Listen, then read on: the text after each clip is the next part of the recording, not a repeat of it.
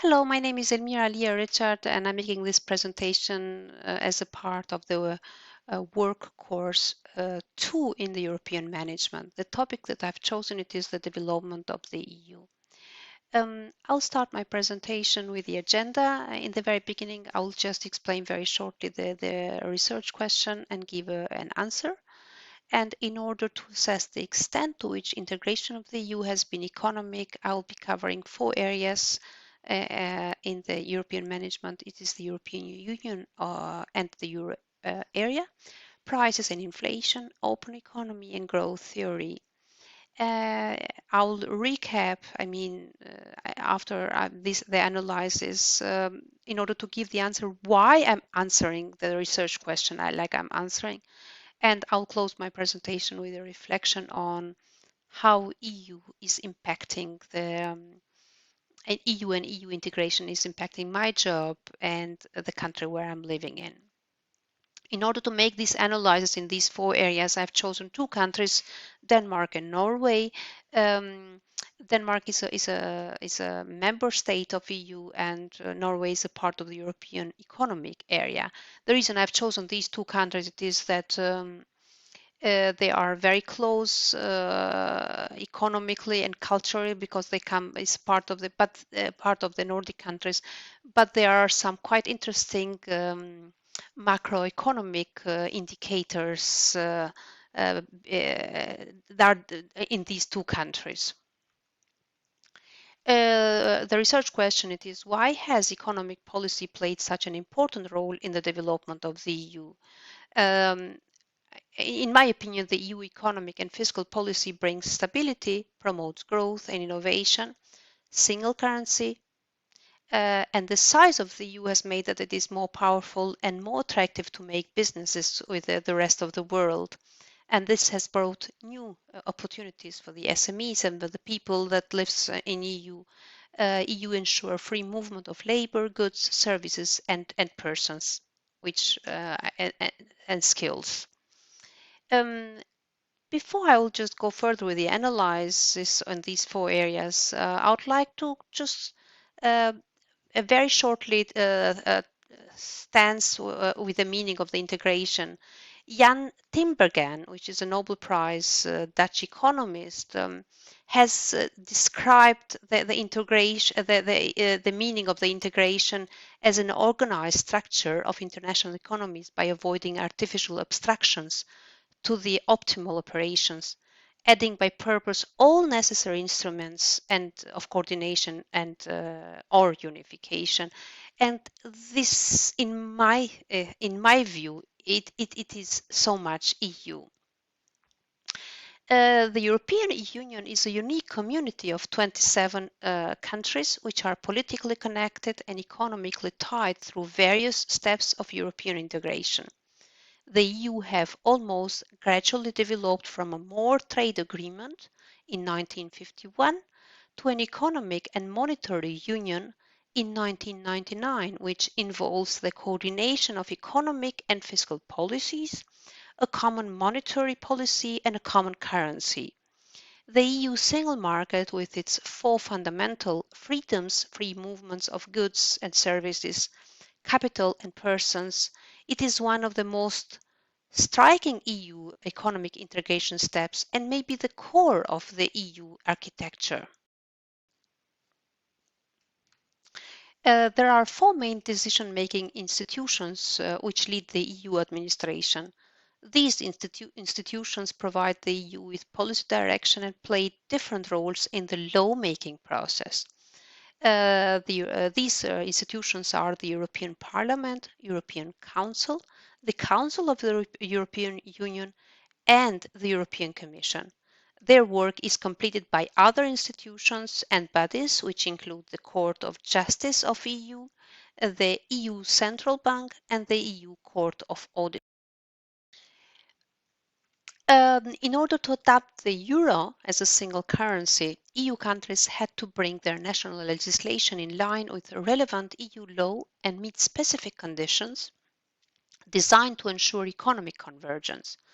The convergence criteria include low inflation, low interest rates, sound public finances, and stable exchange rate. With these criteria, it was measured price stability, sound and sustainable public finances, durability of the convergence, and exchange rate stability. The way that these criteria were measured, it was by applying the harmonized index of consumer price. I mean, price stability, it was measured with this one. The government debts and deficits, long-term interest rates, and exchange rate developments. Inflation and prices. Inflation rate is defined as a rate of changes in prices. That is as the rate of changes in prices. The purpose of the harmonized index of consumer prices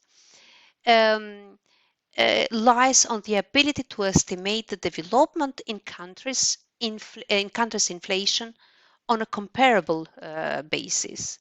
I've been comparing Denmark and Norway.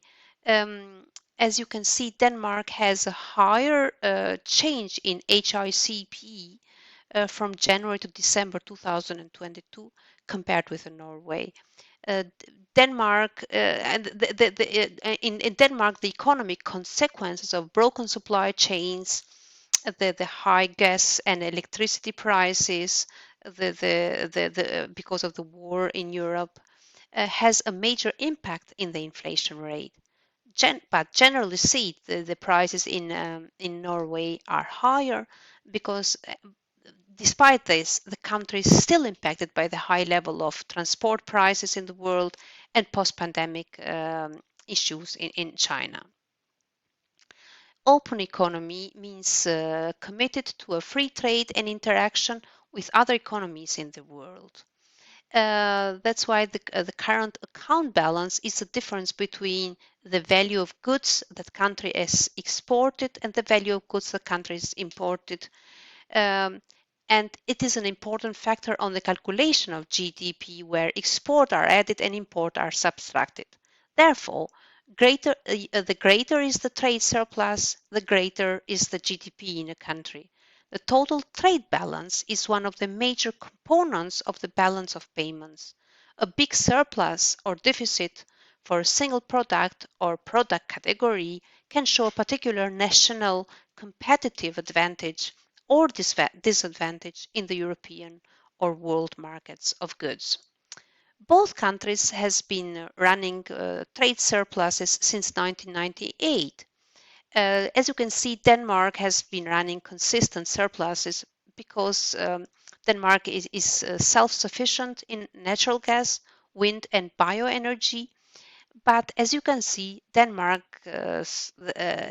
Danish level of surpluses in 2021 is decreasing, while during the same period in Norway, this is increasing. Denmark imports mainly machinery and equipment, raw materials, etc.